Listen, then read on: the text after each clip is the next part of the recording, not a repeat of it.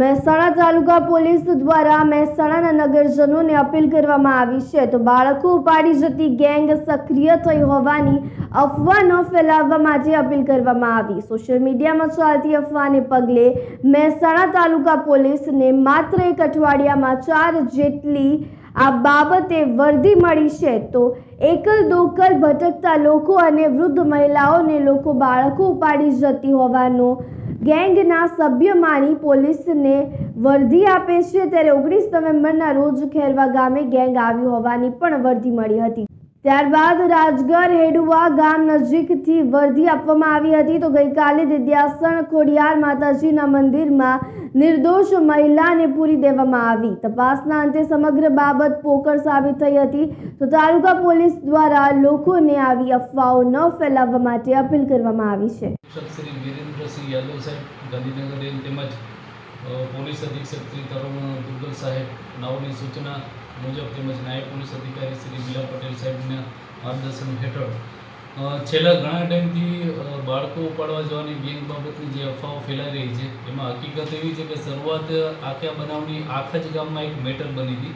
એમાં મંજુલાબેન અને સુમિત્રાબેન જે બંને પડોશીઓ છે એ બંને વચ્ચે ઘણા ટાઈમથી મનદુખ હશે મતભેદના લીધે મંજુલાબેનના હસબન્ડે એવો ફોનથી મેસેજ વાયરલ કર્યો કે ભાઈ આમાં બાળક ઉપાડવાની ગેંગ છે અને એને પછી ખેરવા ચોકડીએ રિક્ષામાં પકડી પડે જેમાં એક સ્ત્રી અને એક પુરુષ હતા અને બનાવની શરૂઆત ત્યાંથી થાય છે। એના પછી વિડીયો વાયરલ થાય છે। ત્યારબાદ અવારનવાર આવી ઘટનાઓ બનતી રહે છે। ત્યારબાદ જગુદણ ગામમાં પણ આ રીતે એક મેસેજ આવેલો કે આ રીતના બાળક ઉપાડવાની ગેંગ છે એ સક્રિય છે અને એક સ્ત્રી એમાં ગામ લોકોએ પકડી છે।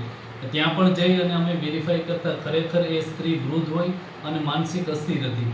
ત્યારબાદ એને સખી વન સ્ટોપ મૂકવામાં આવેલી। ત્યારબાદ થોડા દિવસો બાદ હેડવા ગામમાં પણ આ રીતે એક વૃદ્ધ સ્ત્રી હોય જે એને ગામ લોકોએ પકડી અને પોલીસને જાણ કરતાં પોલીસની ટીમ અમો તો ત્યાં ગયેલા અને જે બાબતે તપાસ કરતા એ સ્ત્રીનું નામ અમરબા હોય ને જેને જે બદરપુર મેવું ગામના હોય જે પણ અસ્થિર હોય અને એમના વાલી વારસને સોંપવામાં આવે। આજરોજ પણ દેડિયાસણ ગામમાં આ રીતના મેસેજ ફરેલો કે એક સ્ત્રી અને એક પુરુષને જે બાળક ઉપાડવાની ગેંગ છે એને અમે લોકોએ પકડી છે, જેમાં પોલીસે તાત્કાલિક સ્થળ ઉપર જઈ અને જે લોકોનું ટોળું હતું એનાથી મારથી આ જે સ્ત્રી અને પુરુષ છે એ બંનેને બચાવેલ।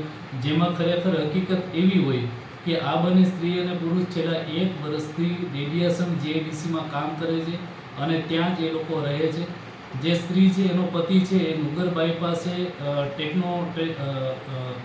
કંપનીમાં ડ્રાઈવર તરીકે નોકરી કરે છે અને એ લોકો ત્યાં જ છેલ્લા વર્ષ દિવસથી રહે છે। એ સ્ત્રી ખાલી માલ સામાન લેવા માટે દેડિયાસણ ગામે ગઈ હતી અને ત્યાંથી આખા બનાવની શરૂઆત થાય છે। તો તમામને મહેસાણા આસપાસના જેટલા પણ ગ્રામ્ય વિસ્તાર છે એના આજુબાજુના ગામડાઓને ખાસ વિનંતી કે આવી કોઈ અફવાઓ તમે ફેલાવશો નહીં, કેમ કે આવો કોઈ બનાવ હજુ સુધી પોલીસના ધ્યાન પર આવેલ નથી કે આવી કોઈ ગેંગ હાલે સક્રિય છે નહીં, એક પણ એવો કોઈ બનાવ નોંધાયેલ છે નહીં।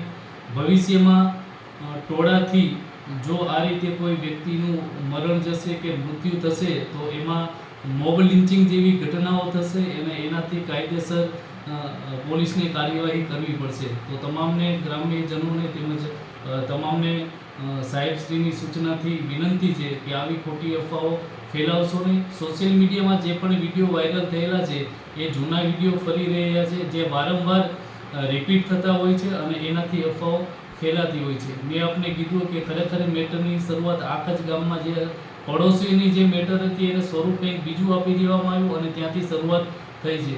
તો આવી કોઈ અફવાઓ ના ફેલાય અને તમામ કાયદાઓનું પાલન કરે એ જ ઈચ્છનીય છે।